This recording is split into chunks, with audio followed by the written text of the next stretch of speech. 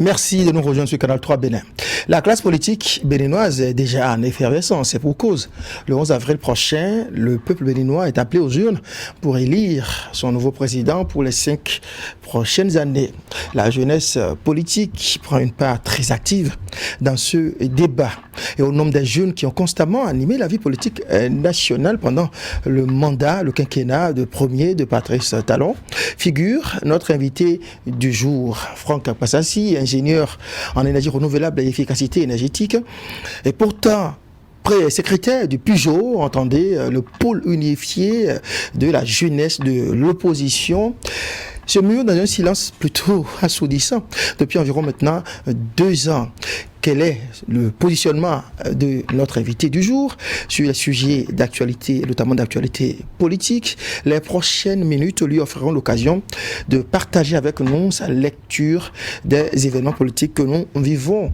Est-il encore besoin de vous rappeler que le président de la République, Patrice Talon, s'est déclaré candidat déjà à sa propre succession? Franck Passassi, bienvenue sur ce plateau et merci d'avoir accepté notre invitation. Et pour conduire cet entretien, je suis avec Eman Anyabosou. Bonjour André Dossa, Franck Passassi, bonjour, bienvenue sur Zone Franche. Nous sommes à quelques encablures du rendez-vous présidentiel du 11 avril prochain. Nous avons assisté à la mise sur les fonds baptismaux d'un front pour la restauration de la démocratie. De votre position de jeune acteur politique, comment avez-vous accueilli la naissance de ce front-là? Je voulais vraiment vous remercier. Je dis remercier sincèrement Canal 3, la direction de Canal 3 Bénin, pour tout ce qu'elle a fait pour l'enracinement de la démocratie et surtout pour l'invitation. Parce que cette invitation m'a permis de briser le silence, de briser le mutisme dans lequel j'étais avec mes amis et moi. Et pendant, comme vous l'avez dit, M. Dossa, près de 2 ans, nous avons eu à travailler et à observer de loin, même si étant dans le mutisme, nous avons eu à faire ce qu'on appelle des projections, des similitudes, pour analyser de près tout ce qui a pu se passer. Et je dis, il est évident qu'à ce moment crucial, que je puisse opiner sur la situation sociopolitique de mon pays. Ceci dit, M. Anyabosou, comme vous l'avez dit, effectivement, nous avons observé dans l'actualité sociopolitique qu'il y a eu la naissance d'un front, un front pour la restauration de la démocratie, surtout du côté de l'opposition. Et je veux juste, pour la petite histoire, rafraîchir la mémoire. Vous dites, dans un passé récent, je dis, dès 2016, il y avait eu déjà ce qu'on appelle un FSP, un front pour le sursaut patriotique en 2016. Et par la suite, en 2018, il y a eu déjà ce qu'on appelle la coalition pour la défense de la démocratie. Disons, la CDD, et il y avait beaucoup, disons, de nos leaders de l'opposition qui étaient présents, le regretté professeur Albert Tiboué-Diarra, le président Nicéphore Soglo, il y avait le président Sébastien Diavon, il y avait, disons, plusieurs personnalités, le président Eboni et d'autres personnalités qui étaient, disons, présents. Et justement, ces revendications revenaient à redondance. Ceci dit, pour la forme, c'est l'idéal. Parce qu'au moins, on pourrait remercier ce qu'on appelle le président Patrice Talon et sa gouvernance, on pourrait les remercier pour dire dans le fait qu'ils puissent déjà comprendre un peu, à un moment donné, ce que l'opposition revendiquait comme ce qu'on appelle les libertés en termes de, disons, on exprime. Donc on pourrait, et ça participe à ce qu'on appelle l'expression de la vie sociopolitique, la vitalité de la démocratie surtout. Parce que ce front, c'est normal qu'on puisse avoir une opposition qui s'anime, c'est normal qu'on puisse avoir aussi une mouvance qui s'anime. Donc c'est le Bénin qui sort grandi. Ça, c'est la forme. Mais dans le fond, ça pose un véritable problème. Lequel? Justement. Oui. Je viens d'élucider quelques exemples. Oui. J'ai élucidé les exemples de la CDD, du FSP et autres, parce que nous sommes à 3 mois des élections présidentielles. 3 mois où, disons, le peuple béninois, l'espace politique que nous avons eu, dit ce qu'on va voir. Le peuple béninois lambda voulait savoir exactement quelle est la proposition que l'opposition a. Il ne s'agit pas de faire de la politique comme si on était en 90. Aujourd'hui, le champ politique a changé. Disons, on est dans un modernisme terrible. Donc aujourd'hui, les gens veulent savoir exactement quelle est l'offre politique que l'opposition amène de façon concrète et correcte. Donc moi, je pense, pour ma part, si je peux répondre à votre question pour dire oui, la naissance de ce front est, pour ma part, la bienvenue, parce que ça participe bien sûr à la vitalité de la démocratie. Ils sont dans leurs droits, mais dans le fond, je pense bien sûr qu'il faut qu'on aille à l'essentiel. L'essentiel, c'est le quotidien des Béninois et des Béninoises. Vous semblez prendre du recul dans votre analyse par rapport à la naissance de ce front. Dites-moi d'abord, pour clarifier un peu les choses, êtes-vous membre, en tant que secrétaire du Pujo, je l'ai rappelé dans mon introduction, êtes-vous membre de cette initiative, de cette dynamique politique? D'abord, comme je vous ai dit, ça fait depuis quelques mois que j'ai pris un peu de recul sur tout ce qui se passe d'abord au niveau de l'opposition. Et observez avec moi qu'au niveau de ce front, c'est que il n'y a pas d'abord tous les partis de l'opposition. Donc tous les partis de l'opposition ne sont pas réunis vraiment dans ce front. Donc ça veut dire qu'il y a déjà une divergence d'opinion. Et si vous suivez l'actualité, vous allez voir quand même qu'il y en a qui se disent proches de l'opposition, mais qui ont fusillé correctement ce front. C'est-à-dire, si vous analysez aujourd'hui l'actualité. Donc ça veut dire que la naissance de ce front même n'est pas la bienvenue, même au niveau, disons, des acteurs politiques qui se sont déclarés propres de l'opposition. Ceci dit, moi, personnellement, Franck Bassassi, je ne pense pas. Comme je l'ai dit, j'ai participé activement aux actions de FSP. J'ai participé activement aux réflexions au niveau de la CDD. Et nous n'avons pas tiré leçon de 2016, de 2019 et aujourd'hui. Et je dis, ce front n'a pas tiré encore leçon de tout ce qui a pu se passer et quelle est l'aspiration réelle aujourd'hui des Béninois et des Béninoises. L'aspiration réelle des Béninois et des Béninoises, c'est leur quotidien, je l'ai rappelé tantôt. Oui, le Front, parmi les revendications, demande par exemple qu'on retourne à la Constitution de 1990, telle que ça existait depuis la conférence, qu'on applique immédiatement les décisions de la CADHP, la Cour africaine des droits de l'homme et des peuples, et bien d'autres éléments. Dans le fond, pour vous, le Front n'est pas en train de toucher du doigt la réalité? Vous savez, la réalité est perçue, et c'est justement la dichotomie, c'est-à-dire tout est mosaïque, et c'est justement la dichotomie dans laquelle le front se trouve à chaque fois. Je viens de le dire, par le passé, ça a été toujours ces revendications, c'est vrai, même si ces revendications sont actualisées de toujours. Évidemment, vous savez, nous devons expérimenter un peu ce qui se passe. On doit expérimenter aujourd'hui ce qui a pu se passer par dire tout ce qui est loi qui ont pu se voter. Ce n'est pas aujourd'hui que les lois ont été votées. Les lois ont été votées, je pense, depuis des mois et depuis des mois. Et il s'agit surtout d'opiner déjà sur c'est-à-dire le moment où ces lois ont été votées. Je pense que les gens devraient déjà, l'opposition devrait déjà dire non, attirer l'attention par rapport à ça. C'est vrai. Et beaucoup vont dire non, on est en minorité et autres, mais il fallait quand même pouvoir le dire. Ce n'est pas à quelques jours, ce n'est pas à quelques mois qu'il faut pouvoir procéder. Je dis bien, l'aspiration réelle des Béninois et des Béninoises, ce n'est pas ça. Les Béninois veulent de l'eau potable, les Béninois veulent de l'énergie, les Béninois veulent beaucoup de choses. Vous savez, c'est vrai, on parle de restauration de la démocratie, mais la restauration de la démocratie, vous savez, c'est une terminologie quand même qui est assez dichotomique. C'est une terminologie qui est perçue d'une manière ou d'une autre, ça dépend de là où tu te situes. Vous voyez un peu. D'ailleurs, on va revenir sur ça. Le président Talon, dans sa déclaration de candidature, a dit qu'il est candidat pour restaurer la démocratie. Le Front dit qu'il veut restaurer la démocratie. Mais à un moment donné, la parole serait donnée quand même au peuple béninois. Et justement, c'est ce qu'il dit. Il faut que, moi, si j'ai une solution à proposer, et si j'ai un conseil à donner à ce Front, c'est d'aller directement, disons, de proposer une offre politique aux Béninois et Béninoises pour savoir exactement qu'est-ce qu'ils font pour améliorer la capacité de ces Béninois. Sans doute que l'opposition doit forcément avoir une offre politique à proposer au peuple, mais en attendant, il semblerait qu'elle a plutôt envie d'assainir l'environnement autour de l'élection, de la désignation du futur président. Et de ce point de vue, l'opposition a un certain nombre d'exigences qu'elle a exprimées au cours de sa dernière sortie. Et entre autres exigences, c'est que l'opposition pense que l'on devrait organiser l'élection présidentielle pour désigner le président de la République afin qu'il puisse prêter serment le 6 avril prochain, c'est-à-dire quoi, conformément à la Constitution du 11 décembre. Alors, sur cette question précise, comment vous réagissez, comment vous appréciez cette démarche de l'opposition? Je l'ai dit, c'est une démarche qui est légitime dans la forme. Mais dans le fond, est-ce qu'il faut reculer encore par rapport à tous les acquis jusque-là? ce n'est pas seulement le mandat du président de la République qui a été décalé. Il y a le mandat des députés, le mandat des maires, tout ça, qui ont été décalés. Donc, pourquoi ça n'a pas posé de problème là-bas? Et c'est lorsqu'il s'agit du président de la République que ça pose sérieusement un problème. Je l'ai dit. On parle d'une prorogation de 45 jours du mandat du président de la République. Ce n'est jamais arrivé. Et cela ne fonde-t-il pas la démarche de l'opposition, cette exigence de l'opposition?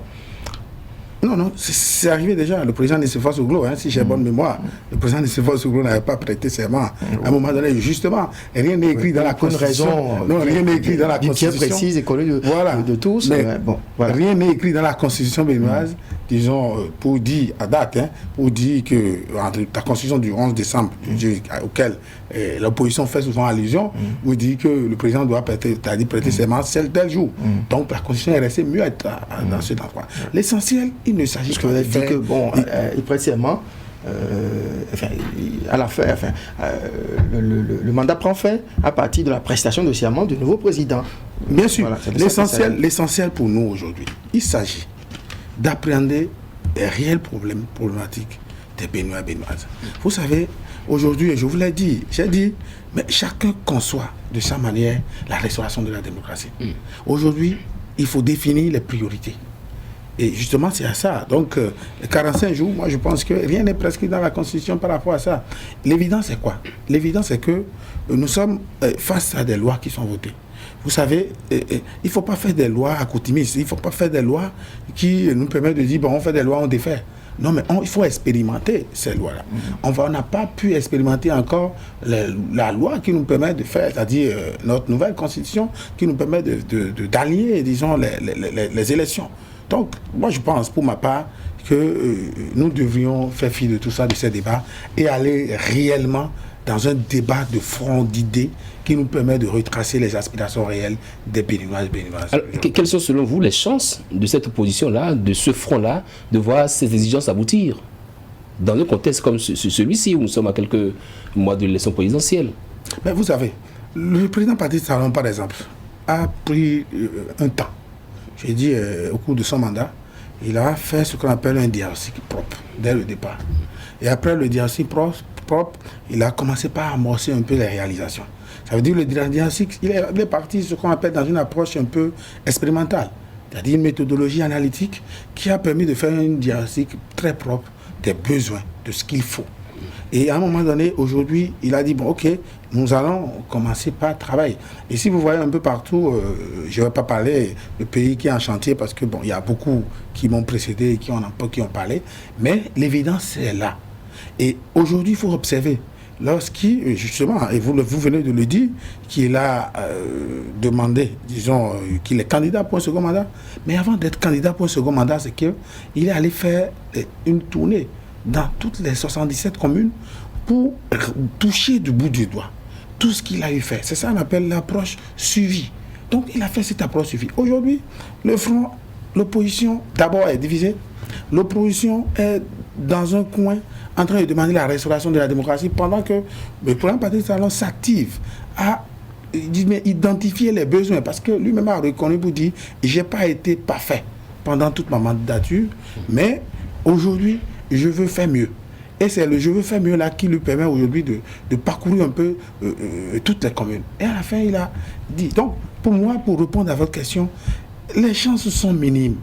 Et c'est ce que je vais demander justement à l'opposition pour dire, oui, le peuple béninois attend des propositions concrètes, des propositions pour l'amélioration des conditions de vie. Parce que j'imagine qu'on ne peut pas faire de la politique en 2021, nous sommes en 2021, comme en 90. Le retour à la Constitution 90, ça suppose qu'on fait fi du parrainage, qui est une réforme de la loi qui a été actualisée. Pour vous, quelle est votre position sur le parrainage? Ma position sur le parrainage, vous savez, c'est une position qui est plus simple.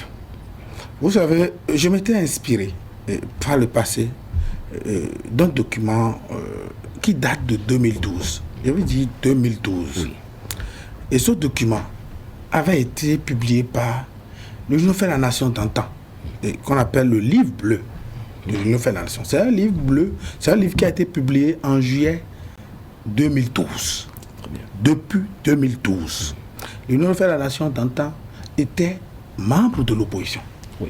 Membre de l'opposition. C'était la principale force d'opposition. C'était l'opposition à Boni-Yahi, bien exactement. Donc, était membre de l'opposition. Et dans ce livre bleu, vous savez, l'Union fait la nation a fait certaines propositions. Et parmi les propositions que lui en avait eu à faire au président Yahi à l'époque, figurait pleinement, on a dit, le renforcement des conditions pour être président de la République. Parce que être président de la République est très sacré. Oui, il y a eu beaucoup de choses, de propositions. La loi sur le financement des partis politiques, la loi sur le statut de l'opposition, le renforcement du système partisan. Il y a eu plusieurs propositions. C'est un livre bleu en 2012, juillet, depuis. Oui, étant membre de l'opposition. Ça veut dire que eux, en publiant cela, étant dans cette posture, ne s'attendaient pas à ce que ça soit nécessairement appliqué. Donc pour vous, ce débat n'est pas un débat d'actualité. C'est un débat où tous les politiques, je dis bien tous les politiques, l'espace politique, à un moment donné, avait eu à valider déjà cela. C'est parce que le gros problème qui se pose, vous savez, c'est parce que par la force des choses, l'opposition se dit, j'ai pas ce qu'on appelle des députés qui se réclament systématiquement en griffe de l'opposition. J'ai pas des maires qui se réclament systématiquement, encore que les FCBE constituent aujourd'hui une force de l'opposition. Donc, pour eux, tout le monde, tous les acteurs politiques s'étaient accordés déjà sur ça, qu'il faut vraiment instituer un système pas de parrainage, mais un système de filtrage des conditions qui vont permettre à tous ceux qui veulent aller aux élections présidentielles de pouvoir vraiment filtrer. Parce qu'on dit c'est un titre pour être président de la République qui quand même, il faut répondre à certains critères. Donc, moi, pour ma part, je pense que ce n'est pas un débat qui date d'aujourd'hui. C'était déjà un débat de consensus que tous les acteurs politiques du moment avaient eu déjà à valider. Les différents acteurs, quelles que soient les obédiences, s'accordaient pour dire qu'il faut rehausser un peu la fonction présidentielle en faisant en sorte que le dernier présentin ne puisse pas se positionner pour cette élection en suggérant donc le parrainage, mais il n'avait pas souhaité que cela se passe dans les conditions qui furent celles du vote, du code électoral, l'amélioration du code électoral, de l'achat des partis politiques et notamment la révision de la Constitution par une Assemblée nationale, en guillemets, monocolore. N'est-ce pas la raison pour laquelle aujourd'hui cette opposition est vent debout pour dire qu'il faut suspendre le parrainage? Non, j'avoue que c'est une raison entre autres. Vous savez, la raison c'est quoi? C'est que l'opposition s'est retrouvée dans un piège, et ce piège n'a pas ce qu'on appelle faire de l'approche de l'anticipation. Vous comprenez? Moi, en avril 2019, mai 2019, j'étais secrétaire général du pôle unifié des jeunes de l'opposition. Et nous avons formé ce qu'on appelle ce front pour aller rencontrer tous les leaders de l'opposition. Et qu'est-ce qu'on les a dit? Nous avons dit, il faut que vous puissiez vous mettre ensemble. Mettre ensemble parce que le défi qui est là, si nous passons cette étape, c'est l'étape des présidentielles. Regardez les Béninois et Béninoises et mettez-vous ensemble, laissez vos égos. Et je vous dis, ça n'a pas été facile. Personnellement, j'ai dirigé plusieurs délégations pour aller rencontrer plusieurs leaders de l'opposition. Et il s'agit pour nous jeunes de dire, nous jeunes, nous voulons que vous puissiez vous mettre ensemble.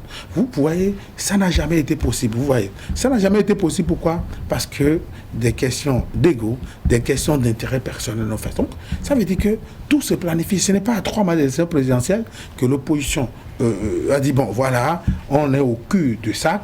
Et comme on est au cul de ça, qu'est-ce qu'il faut faire? Il faut qu'on puisse faire des revendications comme on veut faire des revendications. Non. Comme je l'ai dit, le président Talon, lui, il a parcouru toutes les communes, il a fait ce qu'on appelle son apport diagnostic, et il est déjà dans l'apport diagnostic du second mandat. Et bientôt, vous allez voir. Alors, je viens de vous entendre parler de Pujol au passé. Et d'ailleurs, vous conjuguez vos verbes d'opposition au passé, vous vous éloignez des initiatives de l'opposition, et vous paraissez même bienveillant par rapport à l'action de Patrice Talon. Franck Passassi, avez-vous démissionné de l'opposition?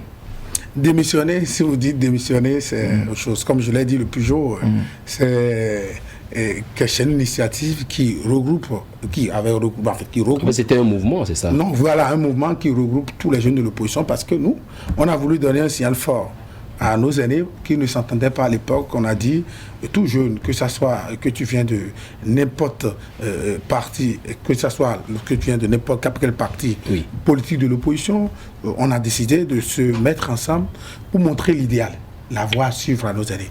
Et vous l'avez dit, nous, honnêtement, depuis bientôt 2 ans, je dis nous parce que nous sommes une force qui réfléchit, nous réfléchissons beaucoup, nous sommes mis ensemble pour réfléchir sur le fondement réel.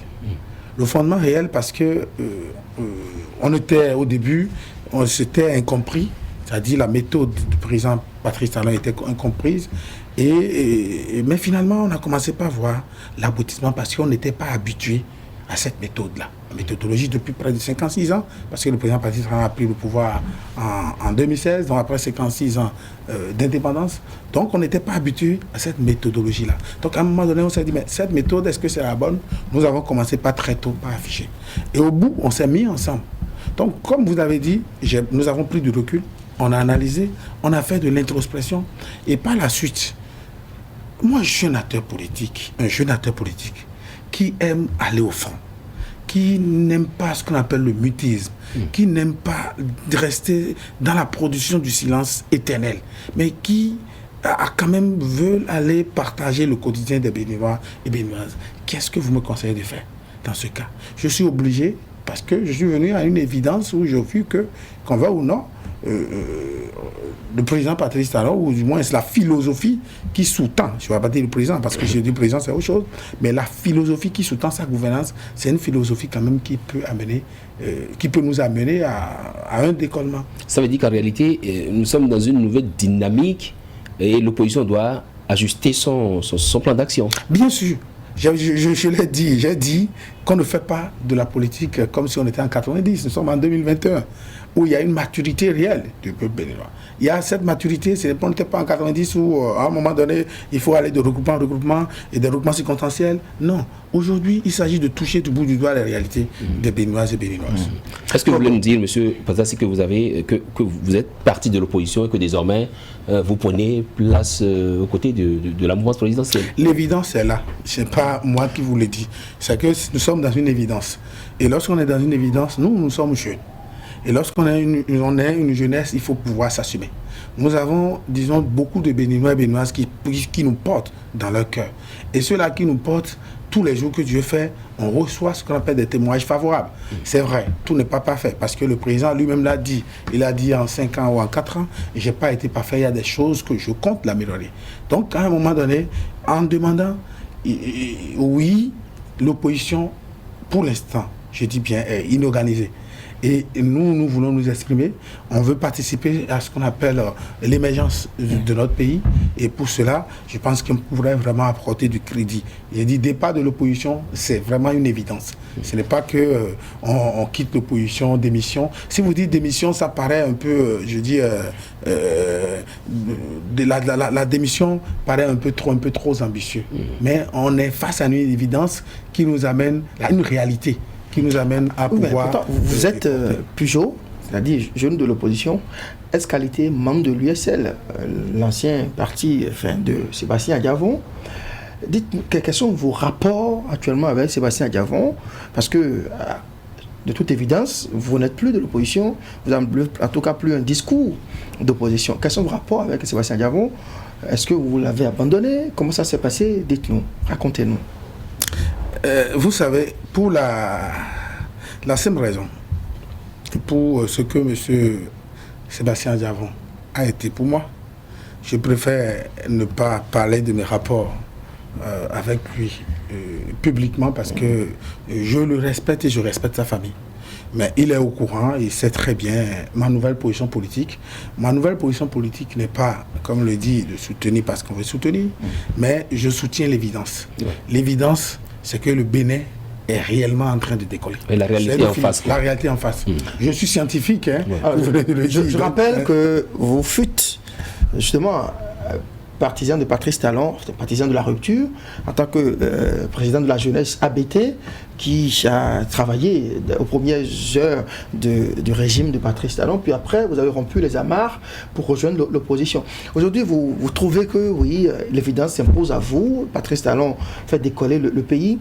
Alors pourquoi n'avoir pas été assez patient pour attendre et voir justement ces résultats se concrétiser, voir les promesses de Patrice Talon se réaliser et rejoindre l'opposition, et maintenant vous revenez à nouveau dans votre ancienne maison? Et je veux juste faire une nuance. La nuance, c'est quoi? Vous savez, nous avons porté le projet de société du candidat Abdoulaye Biotchane. Le candidat Abdoulaye Biotchane aujourd'hui est ministre d'État. Oui. Et pour la petite histoire, c'est une coalition qui a porté au pouvoir le président Patrice Talon. Ce n'est pas dit que tout ce que le candidat Abdoulaye Biotchane a eu à proposer au peuple béninois, c'est pas ça que le président Patrice Talon va mettre en exergue, en interégalité. Il y a eu beaucoup de choses quand même dans le projet de société du candidat Abdoulaye Biotchane qu'on a vu transparaître un peu dans le PAG. Par exemple, les 500 000 emplois de jeunes, les questions sur l'éducation, les questions sur l'économie numérique et autres, que nous avons défendues en son temps.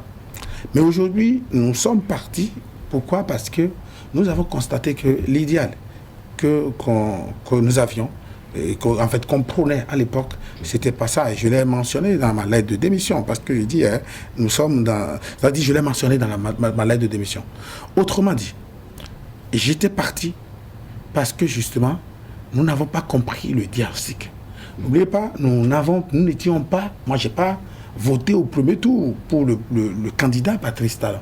J'ai voté pour le candidat Abdoulaye Biotchane, avec qui, quand même, nous avons eu à échanger sur son projet de société, avec qui nous pensons qu'il pourrait être, en son temps, être meilleur, quand même, pour le peuple béninois. C'était ça. Mais, courant 2016, courant 2017, nous avons constaté que c'était pas ça. Et évidemment, c'est pas moi seul. Vous, ou bien, à un moment donné, vous avez tourné beaucoup de reportages où la méthodologie de départ de la rupture ou de la gouvernance du président Patrice Talon en 2016-2017, c'était une méthodologie incomprise parce qu'elle était radicale, incomprise de tous des Béninoises et Béninoises. Donc tout le monde, c'est-à-dire, se posait la question, nous allons où avec ça? Et on déguerpissait partout, il y avait des questions, ainsi de suite. Donc le fondement a été douloureux. Ou la fondation, justement. La fondation a été douloureuse. Et justement, nous n'avons pas compris, je l'ai dit, ce qui a pu se passer, nous n'avons pas compris un peu cette fondation-là. Et c'est la malcompréhension parce que, n'oubliez pas, historiquement, le président Patrice Talon venait après 56 ans d'indépendance. Donc, pendant 56 ans, on n'était pas habitué à cette gouvernance-là. Donc, c'était dans cette incompréhension, en toute humilité, qu'on disait, bon, ok, donc est-ce que c'est pour remettre ainsi de suite? Est-ce que ce n'est pas ce que nous attendons? Donc, effectivement, ce qui était dans sa philosophie, justement, on compris, mais nous qui n'étions pas dans sa philosophie, mais qui l'ont porté au second tour, parce que moi, j'ai voté pour lui au second tour. Nous qui l'avons porté au second tour, la majeure partie n'était pas dans cette philosophie. Donc, oui, moi j'ai quitté, mes amis et moi nous avons quitté, parce qu'à un moment donné, nous avons pensé que, bon, on n'avait pas compris sa méthode. Donc, ce n'était pas sur un coup de tête, en fait. C'était pas un coup de tête, et je l'ai exprimé.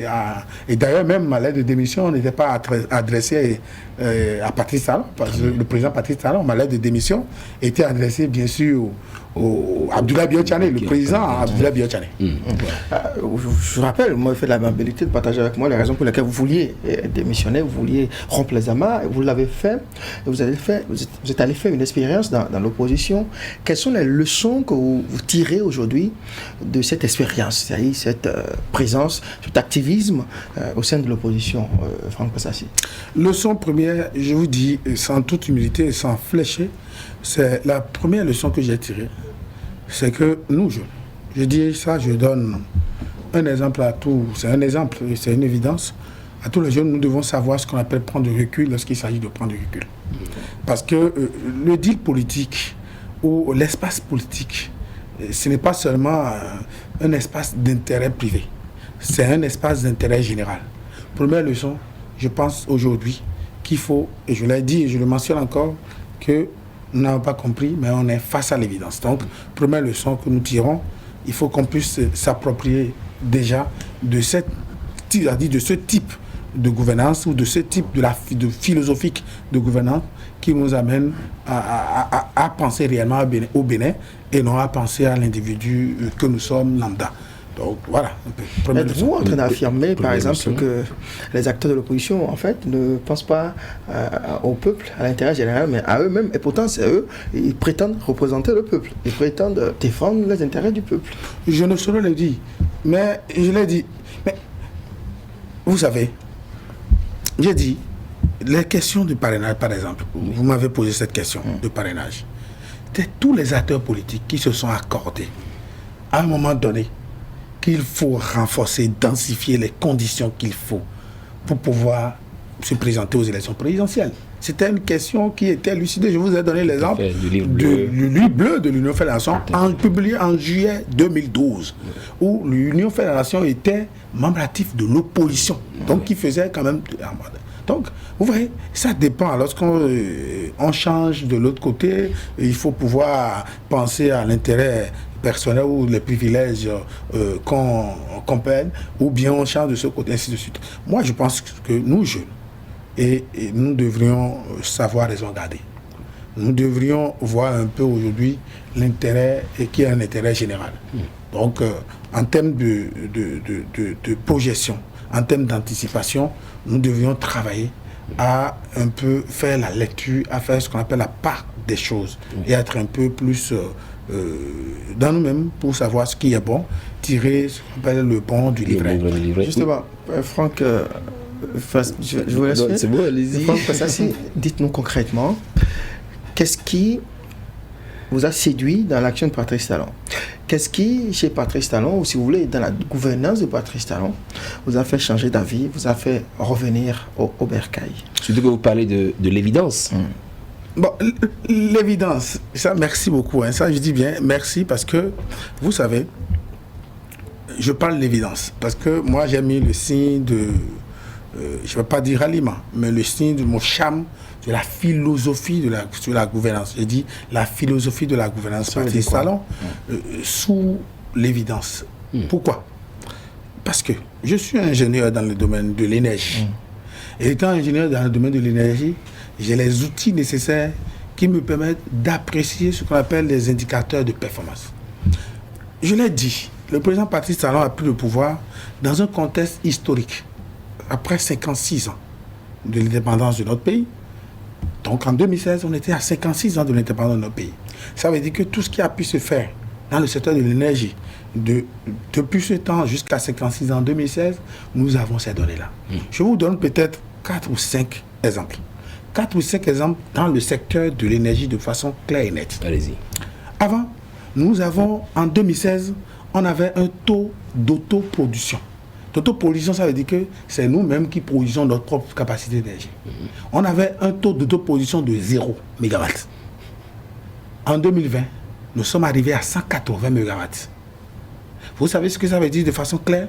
Ça veut dire que on peut couvrir nous-mêmes 60% de notre besoin énergétique à la pointe. Ça veut dire que si tous les Béninois qui sont abonnés ou Béninoises qui sont abonnés se branchent le même jour, en fait, à la même heure, au même instant, nous pouvons supporter 60% de ces capacités-là. Ça représente des économies nettes, à des chiffres, à des milliards pour nous. Et ça représente, vous savez, ce que l'énergie représente aujourd'hui. C'est un intrant quasiment pour le développement. Oui. C'est un exemple entre autres. Oui. De zéro, on est parti à 180 MW, donc 60% pour couvrir notre besoin en pointe. Avant, on dépendait du Nigeria, on dépendait peut-être de Nabetor, qui coupait, qui nous ramenait comme on veut, qui nous tournait en rond, ainsi de suite. Mais aujourd'hui, nous pouvons supporter cette pointe-là. La pointe, c'est une capacité maximum. C'est-à-dire c'est tous les abonnés réunis qui se branchent au même moment. C'est-à-dire on est dans un système de scénario identique ou ça. Donc on pouvait couvrir. Ça veut dire qu'aujourd'hui, nous avons quand même, c'est-à-dire en 56 ans, je dis bien 56 ans, en 4 ans, on a pu réaliser quelque chose qu'on n'a pas pu faire pendant 56 ans. L'autre aspect, il y a ce qu'on appelle un taux de perte sur la ligne de distribution. Oui. Le taux de perte sur la ligne de distribution, qu'est-ce que ça représente? C'est juste, vous savez, lorsqu'on transporte de l'énergie sur une ligne de distribution, l'énergie se retrouve dans un système où il y a des pertes. Ces pertes, c'est chiffré à des milliards pour l'État béninois.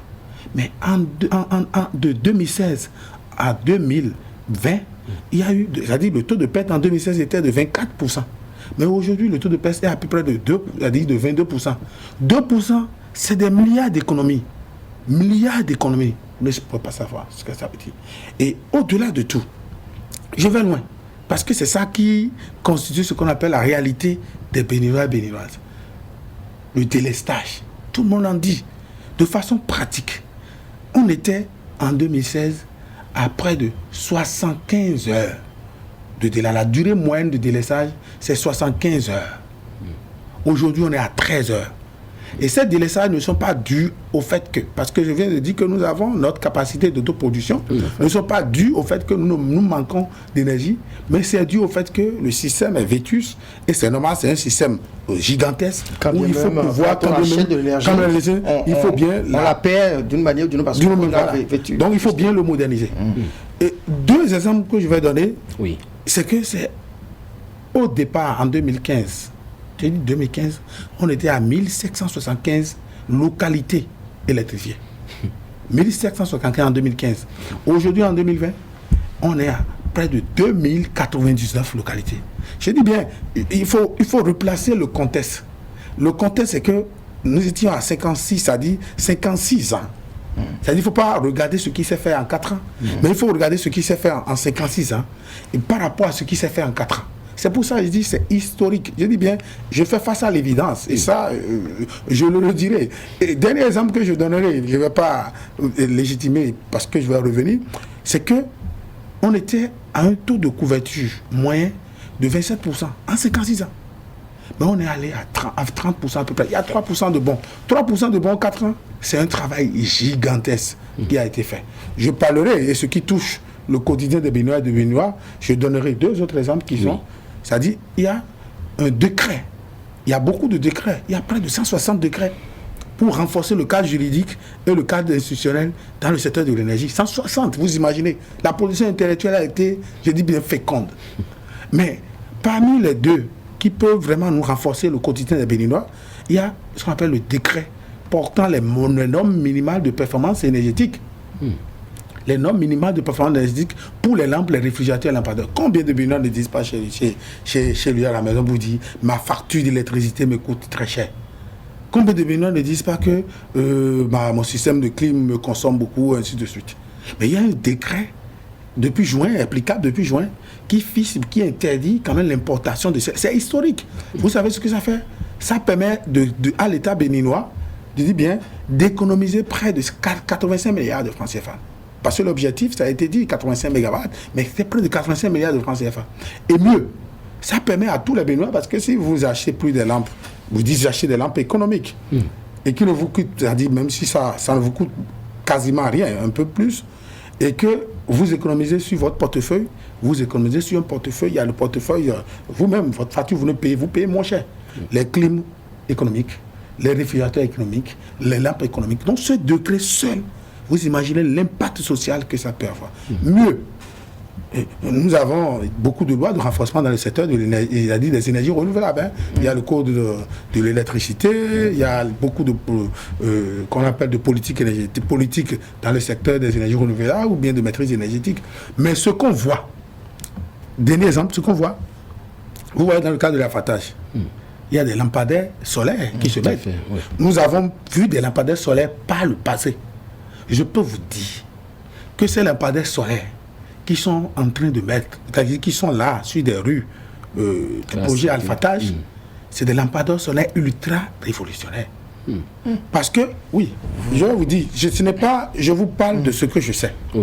Parce que vous allez voir vous-même que le nombre de lumens, c'est-à-dire l'éclairage, par rapport au lampadaire qui existait, l'éclairage, vous avez vu l'éclairage? L'éclairage est nettement amélioré, mieux, avec ce qu'on appelle l'ergonomie terrible. L'ergonomie, c'est le fait qu'on voit et que vous ne tombez pas malade et que vous êtes à l'aise. Lorsque vous passez sur ces rues, vous voyez l'éclairage, ce que ça donne. Et l'ingénierie qui est derrière ça, c'est une ingénierie énorme. L'ingénierie tient compte de quoi? La qualité. l'alignement. C'est ça que vous allez voir la finesse. L'alignement. Et l'ingénierie tient compte de quoi? Ça tient compte au-delà de la qualité de l'aliment, la durée. Nous avons vu des lampadaires qui ont été installés dans le cadre de plusieurs projets. Proverse, Prodéré, les Proverse Prodéré, c'est les lampadaires blancs là. Qu'on voit, des blancs là, qui ont été installés entre 2013, 2015, ainsi de suite. Il y avait eu près de 15 000 qui avaient été installés. Mais il y a plusieurs qui ne travaillent pas aujourd'hui. Mais ces lampadaires que nous voyons, l'ingénierie d'abord, c'est l'éclairage. C'est basé sur la qualité, c'est basé sur la méthodologie d'installation. Vous voyez comment c'est droit. C'est droit, la verticalité, c'est des gens qui arrivent. Donc, pour vous dire, amoureusement, je vous parle de l'évidence. L'évidence, c'est quoi? C'est lorsque tu vois des choses qui sont bonnes, des choses qui sont bonnes, il ne faut pas qu'on puisse rester dans le faucon pour dire non, c'est pas bon, critiquer pour critiquer. En clair, dans le domaine énergétique, le Bénin a fait un bon qualitatif et beaucoup d'efforts. En clair, oui. Je vous dis, en 56 ans, ce qu'on n'a pas pu réaliser en 56 ans a pu se réaliser en 4 ans. C'est extraordinaire, c'est historique. Est-ce que ce discours n'est pas exagéré quand même? C'est quand c'est à croire que les prédécesseurs de Patrice Talon n'ont rien fait. Le Bénin vivait avant lui. Non, je ne dis pas ça. Le Bénin, c'est une continuité.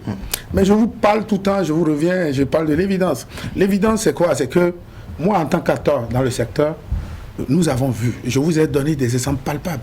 Vous voyez, le code de l'électricité au Bénin, ce code a été révisé, vous savez, ça a été promulgué en avril 2020. Mais c'est historique.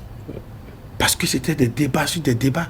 Mais ce code a permis aux investisseurs privés, autorisé aux investisseurs privés d'investir dans ce qu'on appelle le secteur de l'énergie. Donc il y a beaucoup de choses. Ce n'est pas que il y a des choses certainement à améliorer, comme on l'a su reconnaître le président même. Mais moi, en tant qu'expert dans le domaine de l'énergie, je pense bien que ça dit pour le quotidien. Parce que l'énergie, vous savez, intervient dans ce qu'on appelle l'éducation, l'alimentation, l'habitat, tout ce qui concerne. Ça dit, c'est un intrant important pour un développement. Et ce qui ça dit, c'est qu'il y a des réformes qui ont été opérées par rapport à des tests, il y a des réformes qui ont été opérées par rapport à on a vu qu'il y a quand même nettement, je vous ai dit, délestage, tout le monde vivait ça. Mais on est passé de 75 heures de délestage quasiment à 13 heures. Vous savez ce qu'il a dit? 13 heures de délestage, ça veut dire que dans une semaine, mais ça dit c'est la moyenne, hein.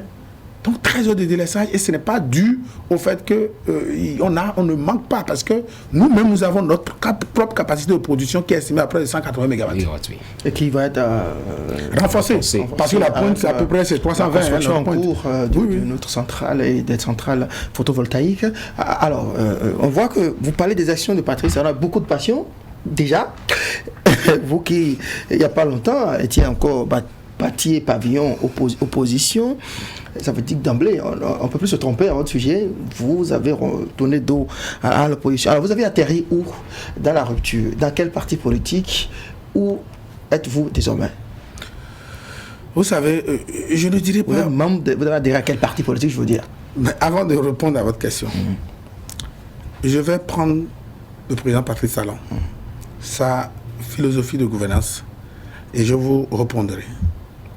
Le président Patrice Talon a une philosophie de gouvernance où il prône tout ce qui concerne l'excellence, la perfection, et au-delà de tout, il prône une méthodologie analytique qui nous permet de toucher du bout du doigt, c'est-à-dire d'anticiper. Il a un centre d'anticipation terrible.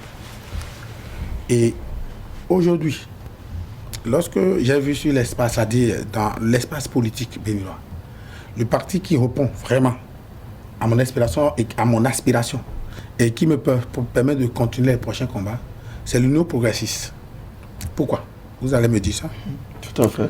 L'Union progressiste parce que je m'étais inspiré de leur philosophie. J'ai dit l'Union fait la nation, que je peux dire sans frustrer, qui est l'ADN de l'Union progressive. Déjà en 2012, prônait certaines valeurs. Et les valeurs que l'Union progressiste, l'Union fait la nation d'antan, prônait, c'était basé sur, première chose, la réforme du système partisan. Deuxième chose, le financement des partis politiques. Troisième chose, dans le livre bleu, tout est écrit. C'est archivé. Troisième chose, les statuts de l'opposition. Quatrième chose, les conditions pour renforcer, les candidats aux élections présidentielles. Et cinquième chose, je dois vous dire, c'est la constitutionnalisation des scrutins des présidentielles. On en est où aujourd'hui? Depuis 2012. Prenez notre constitution, nous sommes où? Ça veut dire que c'est d'abord un parti d'anticipation sur les enjeux sociopolitiques de notre pays. Depuis 2012, où ils prenaient ça, nous avons, après 4 ans ou 5 ans, on est arrivé en 2021, de 2012 à 2021, 2018, oui, tout à fait. Voilà, on en est arrivé à là, où les idées qu'ils portaient, c'était des idées légitimes qui répondaient réellement aux enjeux, anticipation aux enjeux sociopolitiques. Donc, je me vois bien travailler dans un groupe qui pense, qui anticipe sur ce passé. Et tant que je suis jeune, d'ailleurs même, parce que jeune que je suis, nous devons travailler et faire nos combats aux côtés d'une force politique qui a ce sens d'anticipation. Je vais vous donner pour la petite histoire. La petite histoire, et quand on regarde, si je me réfère à l'actualité, j'ai parlé de l'UN qui est l'ADN de l'Union progressiste. Si je parle maintenant de l'UP, l'Union progressiste même, au lendemain, il y a de cela quelques mois, après les élections communales, ils ont décidé d'aller, moi je les suivais, d'aller faire ce qu'on appelle le bilan. Et au-delà du bilan, ils ont rajouté ce qu'on appelle un recueil l'avis de la population à la base sur la gouvernance du président Patrice Talon. Ils ont recueilli. Et ils ont fait un autre séminaire, je pense que ça doit être à Porte-Nouveau. Et ce séminaire, c'était pour faire ce bilan. Et en même temps, jeter les bases du plan d'action du gouvernement de l'Union progressiste. Et aujourd'hui, hier, ils avaient... ils sont venus à faire désigner le candidat. Ça veut dire que il y a une méthodologie réfléchie. Il y a un collectif qui réfléchit.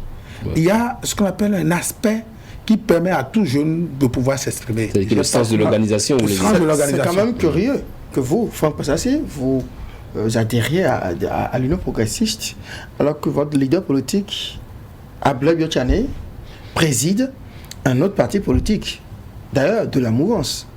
Qu'est-ce qui s'est passé entre-temps? Non. Vous savez, il faut regarder, parce que l'esprit de système partisan, ce n'est plus un individu.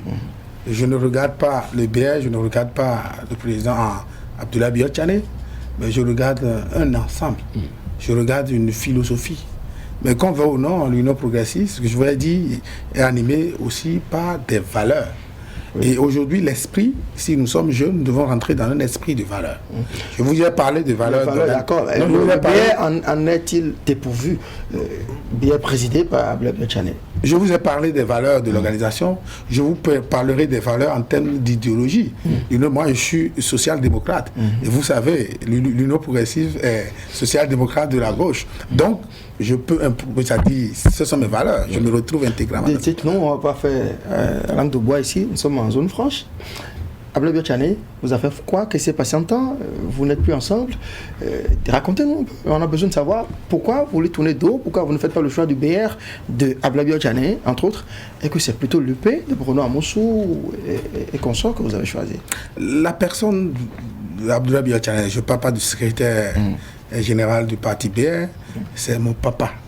C'est lui qui m'a permis ce qu'on appelle de faire les premiers exercices en tant que porte-parole de sa jeunesse, qui m'a donné le goût d'aller porter la parole de ses aspirations. Donc, j'ai rien contre sa personne. Et je pense que dans une famille, on peut avoir des divergences. Je ne pense pas que le papa ne va pas... j'envoie de temps en temps des messages au ministre d'État Abdoulaye Biotchane, on se parle, donc cela s'arrête là. Ce n'est pas parce qu'il est secrétaire général du BR. Comme je l'ai dit, je prône beaucoup sur des valeurs. Et l'esprit du système partisan, ce n'est pas des individus, c'est des grands ensembles. Donc pour moi, je me retrouve beaucoup plus dans un grand ensemble comme l'Union progressiste. Votre projet de retour au Bercail, d'adhésion à l'Union progressiste, est-ce que vous en êtes ouvert à lui, à Abdoulaye Biotchane? Non. Peut-être parce que je pense bien que non, je ne l'ai pas fait. Monsieur Pétassi, c'est vrai, vous prenez à l'Union progressiste le train en marche. Est-ce que vous ne craignez pas d'être noyé dans cette jeunesse-là de l'Union progressiste? Ou alors, qu'est-ce que vous comptez apporter en termes de militantisme à la jeunesse de l'Union progressiste? Vous savez, ce qui me séduit encore dans l'Union progressiste, c'est les statuts de l'Union progressiste. Il y a beaucoup de jeunes qui se disent l'UP, non, l'Union progressiste ne favorise pas l'émergence des jeunes. Je dis non. Les statuts de l'Union progressiste, si vous prenez par exemple l'article 13, l'article 2, l'article 3 de leurs statuts. Vous avez eu le temps déjà de... Bien sûr, vraiment. Si vous prenez averti. Bien sûr, l'article 2, l'article 13, l'article 2, l'article 3, l'article 13, ça stipule en résumé que la philosophie qui sous-tend l'Union progressive, c'est une philosophie qui récompense le militantisme, c'est-à-dire les citoyens engagés. Ce n'est pas comme un ensemble où tu es riche, tu viens et tu occupes un poste de responsabilité. Ce n'est pas un ensemble où tu es pauvre, tu viens et on te néglige. Ce n'est pas un ensemble où tu es fils de tel. Mais ça récompense le militant. Mais moi, étant un militant engagé en toute modestie, je pense que j'ai ma place au niveau de l'Union progressiste.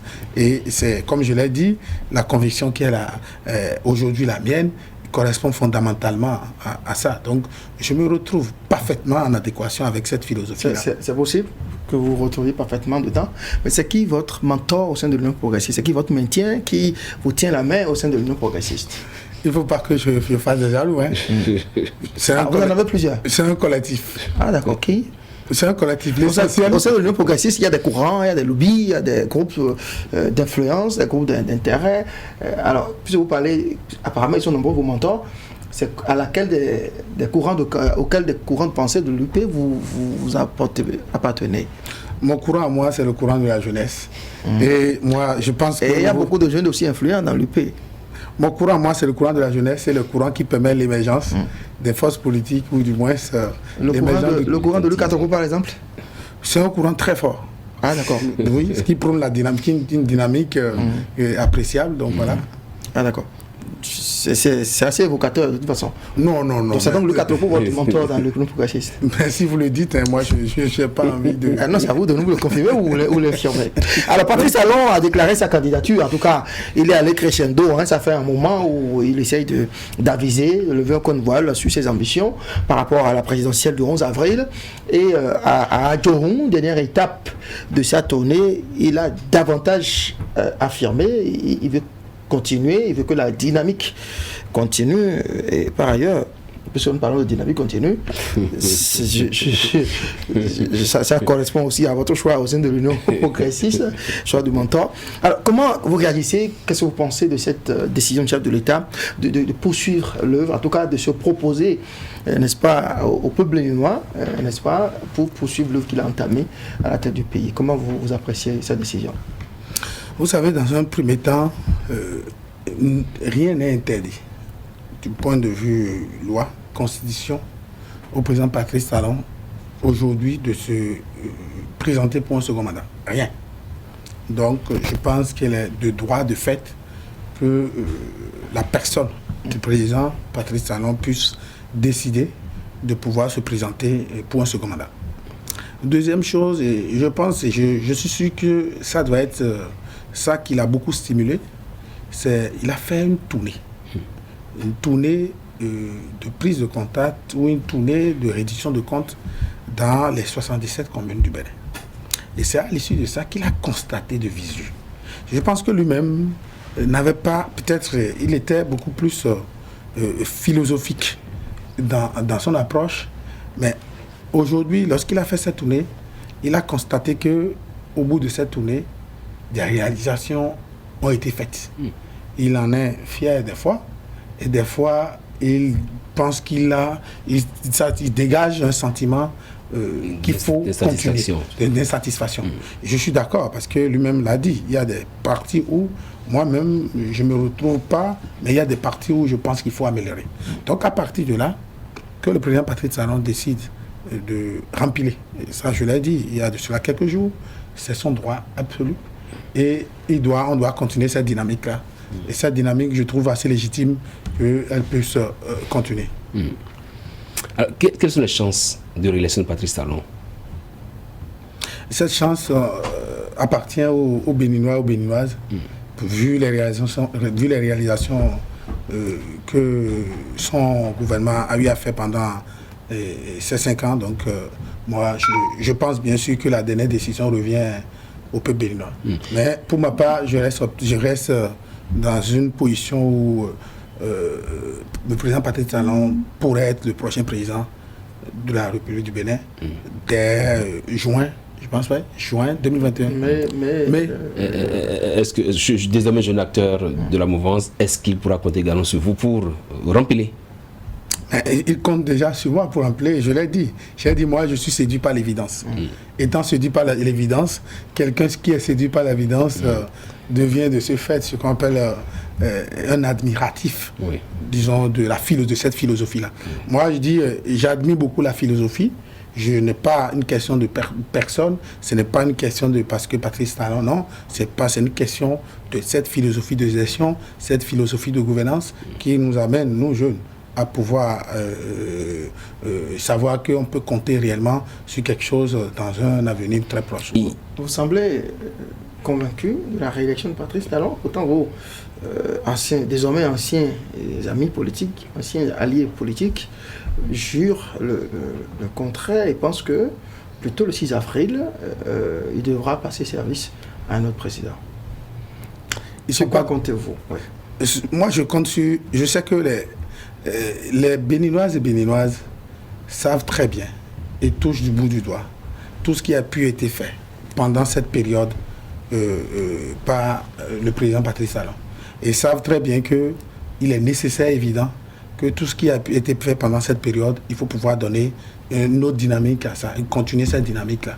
Donc, pour ma part, je suis convaincu parce que ces réalisations-là sont des réalisations évidentes. J'emploie le mot évidence parce que c'est ça qui m'a séduit et c'est ça, justement, mon mot de cœur. Monsieur Pazassi, justement, il y a ceux qui pensent, ceux de vos amis d'hier qui pensent que cette tournée de l'édition de compte est une pré-campagne que Patrice Talon a organisée. Que répondez-vous alors désormais? C'est leur choix. Je pense que c'est normal qu'ils pensent ça. Et ça participe à la vitalité de la démocratie. Est-ce que pour vous, cette tournée a contribué à raffermir les liens entre Patrice Talon et son peuple? Lui qui disait il y a quelques mois qu'il assume son impopularité. Bien sûr. Cette tournée, je dis bien, et ça, je vais parier pour dire que c'est cette tournée qui a permis même à Patrice Talon de se dire, je vais être candidat. Parce que lui-même a vu l'évidence de ce qu'il a eu à faire. C'est-à-dire, lui-même, à un moment donné, je dis bien, il n'avait pas compris tout ce qu'il a eu à réaliser comme dimension, en termes de dimension, en termes, c'était énorme, c'est historique. Et c'est là où, en voyant ça, il se dit, et ça je me mets dans sa peau, pour dire, mais si je ne continue pas ça, je ne vais pas garder cette dynamique-là. Et que surtout que rien ne lui interdit de ne pas se présenter. La seule chose justement que les gens s'invoquent, c'est ce qu'on appelle l'onction de parole donnée, mais ça n'a rien à voir. L'onction de parole donnée dépasse largement ce que tout un peuple aspire. Aujourd'hui, oui, de façon plus correcte, les Béninois et Béninois aspirent quand même qu'ils portent et qu'ils continuent de pouvoir le faire, surtout que en face, nous n'avons pas une proposition correcte. En face, si les Béninois et Béninois avaient une proposition correcte pour dire, bon voilà, si nous prenons le pouvoir, voilà comment est-ce que nous comptons gérer, ben, il ne faut pas faire un saut dans l'inconnu. Nous ne pouvons pas continuer de faire de la politique en 2021 comme si on était en 90. Est-ce que vous avez déjà la gouvernance Talon après 2021 déjà? Est-ce que vous voyez déjà à quoi ça va ressembler le pays? Ce que ça va ressembler, je partirai je dis, il y a ce qu'on appelle un apothèque qui prône l'imagination et l'imaginaire. Vous savez, l'imagination, c'est ce qui est fugace, c'est ce qu'on voit, c'est ce que l'opposition est en train de prôner aujourd'hui pour dire démocratie, ça trompe vite fait, parce qu'on se réfugie derrière des concepts donnés, étant donné même que cette opposition n'est même pas liée, ça dit il n'y a pas de fait. Mais l'imaginaire, vous savez ce que ça veut dire, c'est le théâtre des rêves. Le président Patrice Talon nous amène à rêver. Et c'est important pour tout jeune. Ce rêve, c'est un rêve pour tout Béninois, ou c'est un rêve qui nous aspire à un développement qui est un développement correct. Donc pour dire oui, son mandat, comme il rêve, comme il nous amène à rêver d'un bon développement, je pense que, je dis, vu le rêve qu'il a eu de 2016 à 2021, ce rêve aussi va perdurer, qui va nous permettre au soir du 26 avril, vous dire, oui, correctement, il va y avoir quelque chose de correct. Donc l'imaginaire, moi je suis d'accord de vivre dans l'imaginaire que de vivre dans l'imagination. Franck, Passassi, invité Franck Betole et Passassi, invité. Écoutez, dites-nous quel est votre mot de la fin, puisque nous sommes arrivés justement au terme de cette émission. Mon mot de la fin est simple. Moi, je